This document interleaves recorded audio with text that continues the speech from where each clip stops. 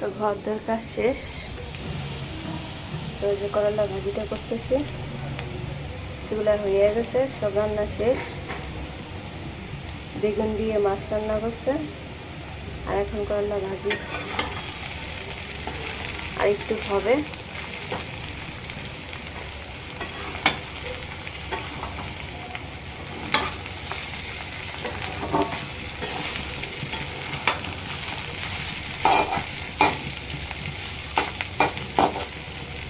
একটু হলে হয়ে যাবে।